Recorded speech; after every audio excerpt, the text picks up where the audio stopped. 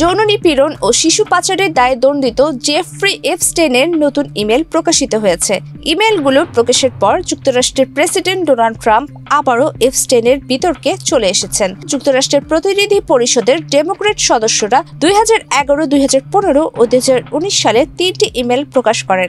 ইমেলগুলো মৃত জেফ্রি এপস্টেইনের বলে দাবি করা হয়েছে। এর মধ্যে একটি ইমেলে বলা হয়, এপস্টেইনের বাড়িতে একজন নারীর সঙ্গে ঘন্টার পর ঘন্টা সময় কাটিয়েছেন ট্রাম্প।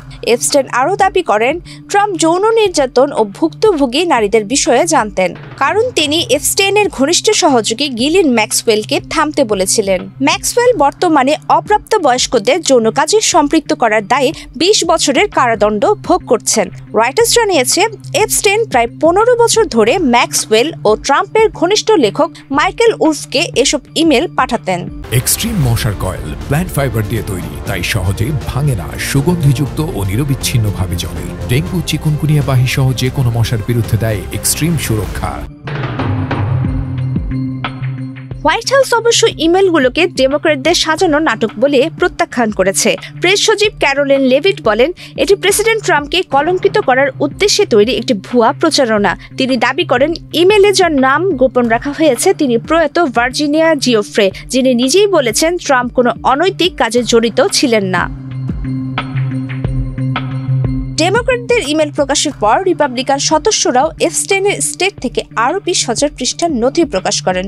এদিকে ডেমোক্র্যাটরা বলছেন এটি 23,000-এরও বেশি নথির অংশ এবং তারা এখনও সেগুলো পর্যালোচনা করছেন। ট্রাম্প অতীতে স্বীকার করেছেন যে এপস্টেইনের সঙ্গে তার পরিচয় ছিল, তবে তিনি এটিও দাবি করেছেন এপস্টেইনকে মার-এ-লাগো রিসোর্ট থেকে তিনি বের করে দিয়েছিলেন, কারণ তিনি সেখানে কর্মরত তরুণীদের সঙ্গে অশোভন আচরণ করেছিলেন। ইমেল ফাঁসের পর ট্রাম্প নিজেও প্রতিক্রিয়া জানান। এক সামাজিক মাধ্যম পোস্টে তিনি লেখেন, ডেমোক্র্যাটরা আবারও এপস্টেইন প্রতারণা নিয়ে এসেছে, যাতে তারা শাটডাউন সহ নিজেদের ব্যর্থতা থাকতে পারে। তিনি রিপাবলিকানদের সতর্ক করে বলেন, এই বিষয়গুলোতে মনোযোগ না দিয়ে সরকার সচল রাখার দিকে নজর দেওয়া উচিত। ডেমোক্র্যাট নেতা রবার্ট গার্সিয়া বলেছেন, যত বেশি ট্রাম্প এপস্টেইনের সঙ্গে সম্পর্ক ঢাকতে চান তত বেশি সত্য প্রকাশ পাবে। তিনি পূর্ণ নথি প্রকাশের দাবি জানিয়েছেন। অন্যদিকে রিপাবলিকানরা বলেছেন, ডেমোক্র্যাটরা তথ্য বিকৃতি করে রাজনৈতিক ফায়দা নিচ্ছে। সব মিলিয়ে এপস্টেইনের ইমেল ফাঁস যুক্তরাষ্ট্রের রাজনীতিতে নতুন উত্তাপ ছড়িয়েছে। ট্রাম্পের পুরনো সম্পর্ক, বিচার বিভাগের ভূমিকা ও দলীয় বিভাজন সবকিছু মিলিয়ে এই বিতর্ক আবারও হয়ে উঠেছে আমেরিকার রাজনৈতিক অঙ্গনের আলোচিত ইস্যু। প্রমিতি কিবরিয়া ইসলাম, বাংলাদেশ প্রতিদিন।